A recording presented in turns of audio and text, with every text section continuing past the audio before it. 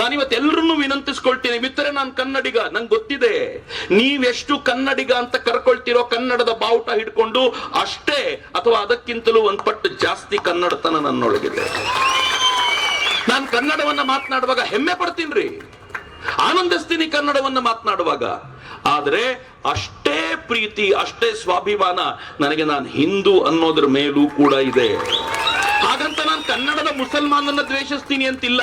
ಆದ್ರೆ ಕನ್ನಡದ ಮುಸಲ್ಮಾನ ತನ್ನ ಕೇರಿ ಒಳಗೆ ಬಾಂಗ್ಲಾದ ಮುಸಲ್ಮಾನನನ್ನು ಮುಚ್ಚಿಟ್ಕೊಂಡಾಗ ಮಾತ್ರ ನನ್ನ ಟೆಂಪರ್ ಜಾಸ್ತಿ ಆಗ್ಬಿಡುತ್ತೆ. ನೀನ್ ನನ್ನ ಜೊತೆ ಊಟ ಮಾಡದೆ, ನನ್ನ ಜೊತೆ ನೀರು ಕುಡ್ದೆ, ನನ್ನ ಜೊತೆ ನನ್ನ ಭಾಷೆಯನ್ನ ನೀನು ಹಂಚಿಕೊಂಡೆ, ಈಗ ನೀನು ಮುಚ್ಚಿಟ್ಕೊಂಡು ಒಬ್ಬ ಬಾಂಗ್ಲಾದೇಶಿ ವಲಸಿಗನನ್ನ ಮುಚ್ಚಿಟ್ಕೊಂಡಿದ್ದೀಯಾ. ಈ ಹಾವು ಹಿಂದೂಗಳ ಮನೆಗೆ ಅಷ್ಟೇ ಅಲ್ಲ, ಈ ಹಾವು ಮುಸಲ್ಮಾನನ ಮನೆ ಒಳಗೂ ಹೊಕ್ಕಿದೆ ಅಂತ ಇವತ್ತು ಅಸ್ಸಾಂನಲ್ಲಿ ಅವರಿಗೆ ಗೊತ್ತಾಗ್ತಿದೆ. ಹೆಂಗ್ ಗೊತ್ತಾಗ್ತಿದೆ ಗೊತ್ತೇನು? ಹೇಗೆ ಇದೆ ಅಂತಂದ್ರೆ ನಿಮ್ಗೆ ಆಶ್ಚರ್ಯ ಅನ್ಸುತ್ತೆ. ಅನೇಕ ಅಸ್ಸಾಮಿನ ಮುಸಲ್ಮಾನರು ಕೂಡ ಅಲ್ಲಿ ಬಿಜೆಪಿಗೆ ಸೈಲೆಂಟ್ ಆಗಿ ಸಪೋರ್ಟ್ ಮಾಡ್ತಾರೆ. ಯಾಕೆ ಅಂತಂದ್ರೆ ಬಾಂಗ್ಲಾದೇಶದ ವಲಸಿಗರು ಅಸ್ಸಾಮಿಗೆ ಬಂದು ಹಿಂದೂಗಳ ಉದ್ಯೋಗ ಕಸಿಯೋದಿರ್ಲಿ, ಅಸ್ಸಾಮಿನ ಮುಸಲ್ಮಾನರ ಉದ್ಯೋಗವನ್ನು ಕಸಿದು ಬಿಟ್ಟಿದ್ದಾರೆ, ಅಸ್ಸಾಮಿನ ಮುಸಲ್ಮಾನರ ಜಾಗವನ್ನ ಕಬಳಿಸಿದ್ದಾರೆ, ಅಸ್ಸಾಮಿನ ಮುಸಲ್ಮಾನರ ಅನ್ನವನ್ನ ಕಬಳಿಸಿದ್ದಾರೆ. ಅವರೇ ಈಗ ಫೈಟ್ ಮಾಡಬೇಕಾದ ಅನಿವಾರ್ಯ ಸ್ಥಿತಿಗೆ ಬಂದಿದೆಯಲ್ಲ, ಇದು ಸಾಮಾನ್ಯವಾದ ಸಂಗತಿ ಅಲ್ಲ. ಇದು ಮೊದಲನೇದು. ಎರಡನೇದು, ಯಾವ್ದಾದ್ರೂ ಪ್ರತ್ಯೇಕ ದೇಶದವನು ಈ ದೇಶಕ್ಕೆ ಬಂದ್ರೆ ಅವನಿಗೆ ಮೊದಲು ಈ ದೇಶ ನಂದು ಅಂತ ಅನ್ಸದೇ ಇಲ್ಲ ರೀ. ಅವನ್ ಕಲ್ಲು ಹೊಡಿಬೇಕಾದ್ರೆ ಧೈರ್ಯವಾಗಿ ಹೊಡಿತಾನೆ, ಏನ್ ತಲೆ ಕೆಡಿಸ್ಕೊಳ್ಳೋದಿಲ್ಲ. ಯಾಕೆ ಧೈರ್ಯವಾಗಿ ಹೊಡಿತಾನೆ ಅಂತಂದ್ರೆ ಇಲ್ಲಿರೋ ಈ ಕಾಂಪೌಂಡ್ ಉರುಳಿದ್ರೆ ನನಗೆ ಹೊಟ್ಟೆ ಉರಿಯುತ್ತೆ. ಯಾಕೆ ಹೊಟ್ಟೆ ಉರಿಯುತ್ತೆ ಗೊತ್ತಾ? ಈ ಕಾಂಪೌಂಡ್ ಸಾಮಾನ್ಯವಾದ್ದಲ್ಲ, ಈ ಜೈಲು ಸಾಮಾನ್ಯವಾದ್ದಲ್ಲ.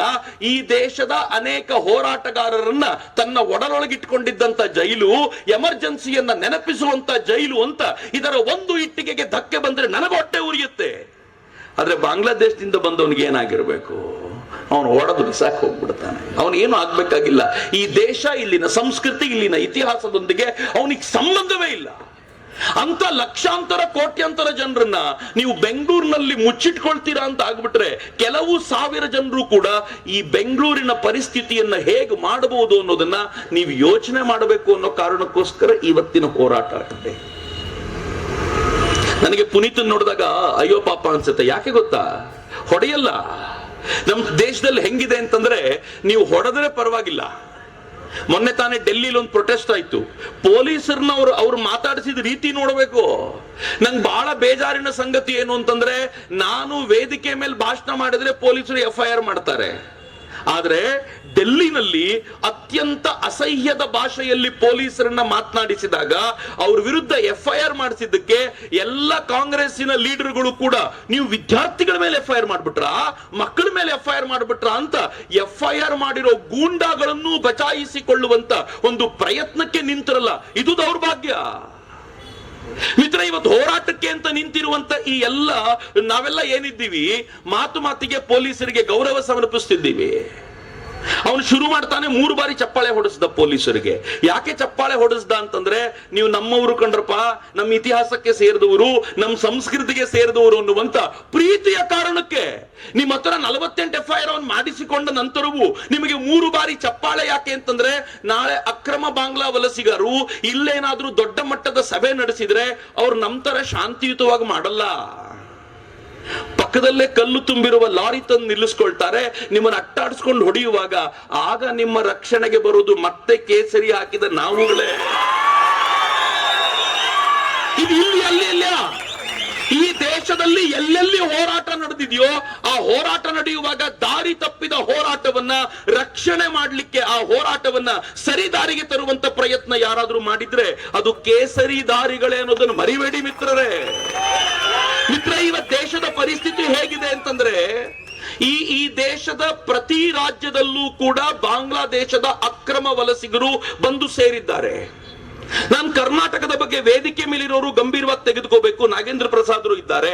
ಅವ್ರು ಬಂದ ತಕ್ಷಣ ಕೆಲವು ಆತಂಕವನ್ನ ವ್ಯಕ್ತಪಡಿಸಿದ್ರು. ನಾನು ಆಡ್ ಮಾಡ್ತೀನಿ ಅಷ್ಟೇ. ಕರ್ನಾಟಕ ಬಹಳ ದೊಡ್ಡ ಕಾಲೇಜುಗಳು, ನಾನು ಯಾವ್ಯಾವ ಕಾಲೇಜು ಅಂತ ಹೆಸರು ಹೇಳೋದಿಲ್ಲ, ಪೊಲೀಸರಿಗೆ ಗೊತ್ತಿರಲ್ಲ ಅಂತ ನಾನೇನು ಅನ್ಕೊಳ್ಳೋದಿಲ್ಲ.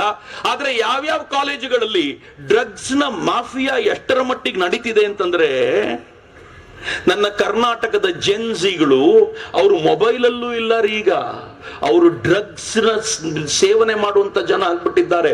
ಭಯಾನಕವಾದ ಮಾಫಿಯಾ. ಈ ಮಾಫಿಯಾಕ್ಕೆ ಸಂಬಂಧಪಟ್ಟಂತ ಅನೇಕ ಸಂಗತಿಗಳನ್ನ ನಾನು ಹಂಚಿಕೊಳ್ಳಬಲ್ಲೆ ಪೊಲೀಸರ ಜೊತೆಗೆ.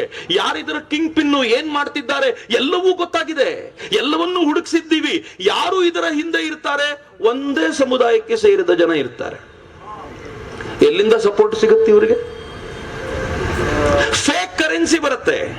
ಈ ದೇಶದಲ್ಲಿ ಡಿಮಾನಿಟೈಸೇಷನ್ ಮಾಡಬೇಕಾಗಿ ಬಂತು. ಮಿತ್ರ ನೆನ್ಪಿಟ್ಕೊಳ್ಳಿ, ಡಿಮಾನಿಟೈಸೇಷನ್ ಮಾಡಿದ್ದು ಅತ್ಯದ್ಭುತವಾದ ಕಾರ್ಯ. ಒಂದು ಸರ್ಕಾರ ತೆಗೆದುಕೊಳ್ಬಹುದಾಗಿರುವಂತ ಅತ್ಯಂತ ಬೋಲ್ಡ್ ಮತ್ತು ಟಫೆಸ್ಟ್ ಡಿಸಿಷನ್ ಡಿಮಾನಿಟೈಸೇಷನ್ ಮಾಡೋದು. ಆದ್ರೆ ಯಾರು ಸಫರ್ ಮಾಡಿದ್ದು? ನಾನು ಮತ್ತು ನೀವು. ಆದ್ರೆ ಡಿಮಾನಿಟೈಸೇಷನ್ ಮಾಡಲಿಕ್ಕೆ ಕಳ್ಳ ನೋಟುಗಳನ್ನ ಟ್ರಾನ್ಸ್ಫರ್ ಮಾಡಿಸಿದ್ಯಾರು? ಬಾಂಗ್ಲಾದೇಶದಿಂದ ಇಲ್ಲಿಗೆ ಹೊತ್ಕೊಂಡು ಬಂದಿದ್ಯಾರು? ನೇಪಾಳದ ಬಾರ್ಡರ್ನ ಮೂಲಕ ತಗೊಂಡು ಬಂದಿದ್ಯಾರು? ಇದೇ ಜನ. ಈ ಜನ ಈ ದೇಶಕ್ಕೆ ಫೇಕ್ ಕರೆನ್ಸಿ ತರ್ತಾರೆ, ಈ ದೇಶಕ್ಕೆ ಅವರು ಶಸ್ತ್ರಾಸ್ತ್ರಗಳನ್ನ ತರ್ತಾರೆ, RDX ಗಳನ್ನ ಟ್ರಾನ್ಸ್ಫರ್ ಮಾಡ್ತಾರೆ ಅಲ್ಲಿಂದ ಇಲ್ಲಿಗೆ. ಅವರು ಈ ದೇಶದಲ್ಲಿ ಶಸ್ತ್ರಾಸ್ತ್ರ ತಯಾರು ಮಾಡುವಂತ ಕಾರ್ಖಾನೆಗಳನ್ನ ನಿರ್ಮಾಣ ಮಾಡ್ತಾರೆ. ಅವರು ಈ ದೇಶದಲ್ಲಿ ತಮ್ಮ ಜನಸಂಖ್ಯೆಯನ್ನ ಹೆಚ್ಚಿಸುವ ಮೂಲಕ ಈ ದೇಶದಲ್ಲಿ ಓಡಾಡೋದು ಕಷ್ಟ ಮಾಡ್ತಾರೆ. ಹಿಂದೂ ಹೆಣ್ಣು ಮಕ್ಕಳನ್ನ ಲವ್ ಜಿಹಾದ್ನ ಬಲೆಗೆ ಬೀಳಿಸಿ ನಮ್ಮ ಹಿಂದೂ ಹೆಣ್ಣು ಮಕ್ಕಳ ಸಂಖ್ಯೆಯನ್ನು ಕಡಿಮೆ ಮಾಡೋ ಪ್ರಯತ್ನ ಮಾಡ್ತಾರೆ. ನಾವು ಫ್ರೀಡಂ ಪಾರ್ಕ್ ಅಲ್ಲಿ ಒಂದು ಪ್ರತಿಭಟನೆ ಮಾಡಿ ಹಿಂಗ್ ಮಾಡಬೇಡ್ರಪ್ಪ ಅಂತ ಕೇಳೋಂಗೂ ಇಲ್ವಾ? ಯಾವ ಪರಿಸ್ಥಿತಿ ನಮ್ದು? ನಾವು ಯಾವ ರಾಷ್ಟ್ರದಲ್ಲಿದ್ದೀವಿ? ಛಲವಾದಿ ನಾರಾಯಣ ಸ್ವಾಮಿ ಅವರು ಬಹಳ ಜೋರಾಗಿ ಹೇಳಿ ಹೋದ್ರು, ಹಿಂದೂಸ್ತಾನದಲ್ಲಿ ಇದ್ದೀವಿ ಅಂತ. ಯಾವುದು ಸರ್ ಹಿಂದೂಸ್ತಾನ? ಯಾವ ಹಿಂದೂಸ್ತಾನದಲ್ಲಿ ನಾವಿದ್ದೀವಿ? ಯಾವ ಹಿಂದೂಸ್ತಾನದಲ್ಲಿ ನನ್ನ ಧರ್ಮದ ಕುರಿತಂತೆ ಮಾತನಾಡೋಕ್ಕಿಂತ ಮುಂಚೆ ಅಪ್ಪನ ಮಗನಿಗೆ ಹೋಗ್ಬಿಟ್ಟು ನಾನೊಂದು ಪರ್ಮಿಷನ್ ಲೆಟರ್ ಕೇಳಬೇಕು? ಅದು ಹಿಂದೂಸ್ತಾನವ? ನಾನು ಯಾವ ಹಿಂದೂಸ್ತಾನ ಅಂತ ನೀವು ಹೇಳ್ತೀರೋ ಆ ಹಿಂದೂಸ್ತಾನದಲ್ಲಿ ನನ್ನ ದೇವಸ್ಥಾನಕ್ಕೆ ಹೋಗೋಕ್ಕಿಂತ ಮುಂಚೆ ಯಾರೋ ಹೆಣ್ಮಗಳು ಬಂದು ಇಲ್ಲಿ ಹೆಣ್ಮಕ್ಳನ್ನು ಬಿಡಿ ಅಂತ ಪ್ರೊಟೆಸ್ಟ್ ಮಾಡಿದ್ಲು ಅಂತ ನಾನು ಹೋಗ್ಲೋ ಬೇಡ ಅಂತ ಯೋಚನೆ ಮಾಡೋದು ಹಿಂದೂಸ್ತಾನವ? ಯಾವ್ದ್ರಿ ಹಿಂದೂಸ್ತಾನ? ನನ್ನ ದೇಶದ ಅಮರನಾಥ ಯಾತ್ರೆಗೆ ಹೋಗೋಕ್ಕಿಂತ ಮುಂಚೆ ಲಕ್ಷಾಂತರ ಸೈನಿಕರ ಪ್ರೊಟೆಕ್ಷನ್ ನಲ್ಲಿ ಹೋಗ್ಬೇಕಲ್ಲ ನಾನು, ಅದು ಹಿಂದೂಸ್ತಾನವ?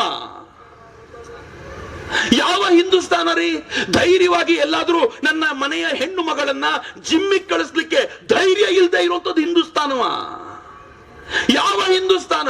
ರಸ್ತೆಯಲ್ಲಿ ಹೋಗಬೇಕಾದ್ರೆ ಬಾಂಬ್ ಬ್ಲಾಸ್ಟ್ ಮಾಡಿಬಿಡ್ತಾರೆ ಅನ್ನೋ ಹೆದರಿಕೆಯಿಂದ ನಡೆದು ಹೋಗಬೇಕಾಗಿರೋದು ಹಿಂದೂಸ್ತಾನವ? ಯಾವ ಹಿಂದೂಸ್ತಾನ? ನನ್ನದ್ದೇ ಮನೆಯ ಎದುರಿಗೆ ಪ್ರತಿನಿತ್ಯ ಮೈಕ್ ನಲ್ಲಿ ಕೂಗ್ತಾ ನಿಮ್ಮೆಲ್ಲರ ದೇವರು ಸುಳ್ಳು, ನನ್ನ ದೇವರು ಮಾತ್ರ ಸತ್ಯ ಅಂತ ಹೇಳೋದನ್ನ ಕೇಳ್ಕೊಂಡೇ ಬೆಳಿಬೇಕಲ್ಲ, ಅದು ಹಿಂದೂಸ್ತಾನವ? ಯಾವುದೋ ಹಿಂದೂಸ್ತಾನ? ಮಿತ್ರ, ನನ್ನ ದೇಶದಲ್ಲಿ ನಾನು ಸೆಕೆಂಡ್ ಗ್ರೇಡ್ ಸಿಟಿಸನ್ ಅಲ್ಲ, ಥರ್ಡ್ ಗ್ರೇಡ್ ಸಿಟಿಸನ್ ಅಲ್ಲ. ಯಾವ ಹಿಂದೂಸ್ತಾನದ ಬಗ್ಗೆ ನಾವು ಮಾತನಾಡ್ತಿದ್ದೀವಿ? ಮಿತ್ರ, ಇವತ್ತೊಂದು ಗಂಭೀರವಾದ ಚರ್ಚೆ ಈ ಕಾರಣಕ್ಕಾಗಬೇಕು. ನಾವೇನಾದ್ರೂ ಒಗ್ಗಟ್ಟಿಗೆ ಬಂದು ಜೊತೆಯಲ್ಲಿ ನಿಂತ್ಕೊಂಡು ಹಿಂಗ್ ಮಾಡ್ಲಿಲ್ಲ ಅಂತಂದ್ರೆ ಈ ದೇಶವನ್ನ ಬಹಳ ಗಂಭೀರವಾದ ಸ್ಥಿತಿಗೆ ತೆಗೆದುಕೊಂಡು ಹೋಗ್ತಾರೆ. ನೆನ್ಪಿಟ್ಕೊಳ್ಳಿ, ಇವತ್ತು ನಾನೊಬ್ಬ ವ್ಯಕ್ತಿ ನೆನಪಿಸ್ಕೊಡ್ತೀನಿ ನಿಮ್ಗೆ. ಇವತ್ತೇನಾದ್ರೂ ಪಶ್ಚಿಮ ಬಂಗಾಳ ನಮ್ ಜೊತೆ ಬಲವಾಗಿ ಉಳಿದಿದೆ ಅಂತಂದ್ರೆ ಒಬ್ಬ ಹಿಂದುವಿನ ಕಾರಣಕ್ಕೋಸ್ಕರ. ಗೊತ್ತೇನ್ ನಿಮ್ಗೆ? 1946 ನಲ್ಲಿ ಮುಸಲ್ಮಾನರು ಡೈರೆಕ್ಟ್ ಆಕ್ಷನ್ ಘೋಷಣೆ ಮಾಡಿದ್ರು. ಡೈರೆಕ್ಟ್ ಆಕ್ಷನ್ ಡೇ ಅಂತಂದ್ರೆ ಏನ್ ಗೊತ್ತಾ? ಮುಸಲ್ಮಾನರು ಕಂಡಲ್ಲಿ ಹಿಂದೂಗಳನ್ನ ಹೊಡಿಬೇಕು ಅಂತ ಒಳಗೊಳಗೆ ಪ್ಲಾನ್ ಮಾಡ್ಕೊಂಡು ರೆಡಿ ಮಾಡ್ಕೊಂಡಿದ್ರು. ನಾನು ಎಚ್ಚರಿಕೆ ಕೊಡ್ತಿದ್ದೀನಿ, ಇದನ್ನ ಒಳಗೊಳಗೆ ಪ್ಲಾನ್ ಹೆಂಗ್ ಮಾಡಿದ್ರು ಅಂತಂದ್ರೆ, ಮುಸಲ್ಮಾನರ ಪೆಟ್ರೋಲ್ ಬಂಕ್ಗಳಲ್ಲಿ ಮುಸಲ್ಮಾನರು ಕೇಳಿದಷ್ಟು ಪೆಟ್ರೋಲು ಡೀಸೆಲ್ ಕೊಡಬೇಕು ಅಂತ ನಿಶ್ಚಯ ಮಾಡಲಾಗಿತ್ತು. ಡೈರೆಕ್ಟ್ ಆಕ್ಷನ್ ಡೇಗೆ ಮೊಹಮ್ಮದ್ ಅಲಿ ಜಿನ್ನಾ ಪ್ಲಾನ್ ಗೊತ್ತೇ ಇಲ್ಲ ಹಿಂದೂಗಳಿಗೆ. ನಾವು ಹೇಳ್ಕೊಂಡು ತಿರುಗಾಡ್ತಿದ್ವಿ ಹಿಂದೂ ಮುಸ್ಲಿಂ ಭಾಯ್ ಬಾಯ್, ಹಿಂದೂ ಮುಸ್ಲಿಂ ಭಾಯ್ ಬಾಯ್. ಅಫ್ಕೋರ್ಸ್, ಯಾವ ದೇಶದಲ್ಲಿ ಒಬ್ಬ ಶ್ರೇಷ್ಠ ಅಬ್ದುಲ್ ಕಲಾಂ ಅಂತ ಒಬ್ಬ ರಾಷ್ಟ್ರಪತಿಯನ್ನು ನಾವು ನೋಡಬಹುದು, ಅಂತ ರಾಷ್ಟ್ರದಲ್ಲಿ ಭಾಯ್ ಬಾಯಿ ಅಂತ ಹೇಳುವಂತ ಅಧಿಕಾರ ನಮ್ಗಿದ್ದೇ ಇದೆ. ಆದ್ರೆ ಅದನ್ನ ಅವ್ರು ಒಪ್ಕೋಬೇಕಲ್ಲ. ಡೈರೆಕ್ಟ್ ಆಕ್ಷನ್ ಡೇ ದಿನ ಅವ್ರು ಅನೌನ್ಸ್ ಮಾಡಿದ ದಿನ ಇದೇ ಆಗಸ್ಟ್ ತಿಂಗಳಲ್ಲಿ ನಡೆದಿದ್ದು. ಯಾವ ಪರಿ ಹಿಂದೂಗಳ ಮೇಲೆ ಅತ್ಯಾಚಾರ ಮಾಡಲಾಯಿತು ಅಂದ್ರೆ ನಿಮ್ಗೇನ್ ಗೊತ್ತಲ್ಲ. ಈಗಲೇ ಚಾಟ್ ಜಿಪಿಟಿ ಹಾಕಿ ಕೂತ ಜಾಗದಲ್ಲಿ ಡೈರೆಕ್ಟ್ ಆಕ್ಷನ್ ಡೇ ಅಂತ ತೆಗೀರಿ, ಅದರ ಹೃದಯ ವಿದ್ರಾವಕ ಘಟನೆಗಳು ಹೊರಗೆ ಬರುತ್ತೆ. ಎಲ್ಲ ಹಿಂದೂಗಳು ಮನೆ ಬಿಟ್ಟು ಓಡಿದ್ರು, ಅತ್ಯಾಚಾರಗಳಾಯ್ತು. ಮುಂದೆ ಏನ್ ಮಾಡ್ಬೇಕು ಅಂತ ಗೊತ್ತಿಲ್ಲದೆ ಹೋದಾಗ ಮಟನ್ ಶಾಪ್ ನಡೆಸ್ತಾ ಇದ್ದ ಒಬ್ಬ ವ್ಯಕ್ತಿ, ಗೋಪಾಲ್ ಪಾಠ ಅಂತ ಅವನ ಹೆಸರು, ಗೋಪಾಲ್ ಪಾಠ ಮಟನ್ ಕಟ್ ಮಾಡುವಂತ ತನ್ನ ಕತ್ತಿನ ತೆಗೆದುಕೊಂಡು ಬಂದು ರಸ್ತೆಯಲ್ಲಿ ನಿಂತ. ಯಾವನಾದ್ರೂ ಒಬ್ಬ ಹಿಂದೂಗಳನ್ನು ಮುಟ್ಟಿದ್ರೆ ಕತ್ತರಿಸ್ಬಿಡ್ತೀನಿ ಹುಷಾರು ಒಂದ. ಗೋಪಾಲ್ ಪಾಠ ಕತೆ ಇದು. ನನಗೆ ಅವನ ಬಗ್ಗೆ ನೆನಪಿಸ್ಕೊಳ್ಳುವಾಗ ನಾವು ಸುಮ್ಮನೆ ಹಿಂದೂಗಳನ್ನು ಮರೆತು ಬಿಡಬಾರದ್ರಿ. ನಮಸ್ತೆ ಎಲ್ಲ ನನ್ನ ಪ್ರೀತಿಯ ಕನ್ನಡಾಭಿಮಾನಿಗಳಿಗೆ, ಕಲಾಭಿಮಾನಿಗಳಿಗೆ ನಿಮ್ಮ ಪ್ರೀತಿಯ ಶಿವಾರ ಉಮೇಶ್ ಮಾಡೋ ನಮಸ್ಕಾರಗಳು. ಕೋಲಾರದ ಸಮಸ್ತ ಬಂಧುಗಳು, ಕರ್ನಾಟಕದ ಎಲ್ಲ ಕಲಾಭಿಮಾನಿಗಳು, ಕನ್ನಡಾಭಿಮಾನಿಗಳು ಈ ಐಡಿಯಾ ನ್ಯೂಸ್ ಚಾನೆಲ್ನ ಸಬ್ಸ್ಕ್ರೈಬ್ ಮಾಡ್ಕೊಳ್ಳಿ, ಬೆಂಬಲಿಸಿ, ಆಶೀರ್ವದಿಸಿ, ಆನಂದಿಸಿ, ವಿವೇಚಿಸಿ, ವಿಚಾರಿಸಿ. ಐಡಿಯಾ ನ್ಯೂಸ್ ಚಾನೆಲ್ಗೆ ತಾವೆಲ್ಲರೂ ಕೂಡ ಚಂದರಾಜ್. ಧನ್ಯವಾದಗಳು. ಎಲ್ಲರಿಗೂ ನಮಸ್ಕಾರ. ನಮ್ಮ ಐಡಿಯಾ ನ್ಯೂಸ್ ಚಾನೆಲ್ ಸಾಮಾಜಿಕ ಕಳಕಳಿ ಇರತಕ್ಕಂತ ನ್ಯೂಸ್ ಚಾನೆಲ್. ಹಾಗಾಗಿ ದಯವಿಟ್ಟು ಈ ನ್ಯೂಸ್ ಚಾನೆಲ್ ಅನ್ನ ಎಲ್ಲರೂ ಸಬ್ಸ್ಕ್ರೈಬ್ ಮಾಡ್ಕೊಳ್ಳಿ ಪ್ಲೀಸ್. ವೀಕ್ಷಕರೇ, ಇಂತಹ ವಿಡಿಯೋಗಳು ನೋಡಬೇಕಾದ್ರೆ ಐಡಿಯಾ ನ್ಯೂಸ್ ಅನ್ನ ಸಬ್ಸ್ಕ್ರೈಬ್ ಮಾಡಿ, ಶೇರ್ ಮಾಡಿ, ಲೈಕ್ ಮಾಡಿ.